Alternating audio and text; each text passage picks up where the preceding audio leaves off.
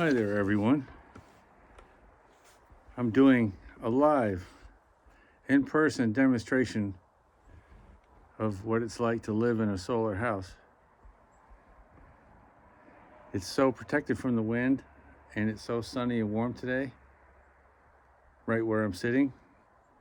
It actually feels like a summer day when it's actually in the 30s. And there is about, I'll turn this around, a foot of snow on the ground from yesterday. It just made it quite beautiful out here. I thought you might like to get an idea of what it's like to have a house that pretty nearly heats itself. You probably saw the propane bottles there. We do have some additional heat when it gets really cold outside, especially at night. But the solar curtains keep the heat in for the most part. And even if we didn't put any heat into this house at all, it never will get below 60 degrees. That's a good feeling these days, because you never know what's going to happen next. And up here, you could get snowed in for a few days and not be able to get out. So it's nice to be able to have a house that takes care of you no matter what. And it does it without making any noise, burning anything, or contributing to the damage in the environment all that much. Of course, just being here as a human being does that. We can't get away from that for sure. But it's kind of cool. Let me turn this around so you can see the view I got out here.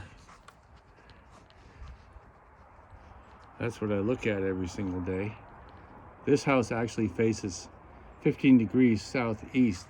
The people who built it wanted to see the view. If it was due south, we'd see a little less of the mountains and probably capture more heat. But the house is built right into the side of a hill, so it's a small sacrifice for a view like that, really. The earth itself protects the house from the wind and the cold, and it's been in the ground since 1982. So now it's actually a part of the earth and follows the natural cycles. Most people don't realize it, but the earth is actually at its warmest in the middle of December, late December. That's when the heat from the summer starts coming up towards the top, and it starts to cool. And then about the time summer starts, it's lost most of that heat. And in a solar house like this, which is concrete and surrounded by earth, that helps keep the house cool in the summertime, along with that big overhang up there, which needs redoing. I'm not saying the house is beautiful, it's not. It needs a lot of work, because the person who built it wasn't that bright. But he had a good idea. Conceptually, it works really well. You just need to fix a bunch of things around here.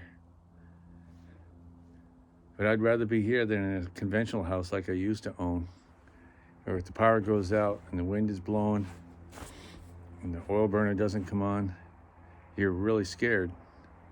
Never happens here. No matter what the weather, we're always comfortable in this house. It takes care of us. Hope you enjoyed the tour. Thanks for listening.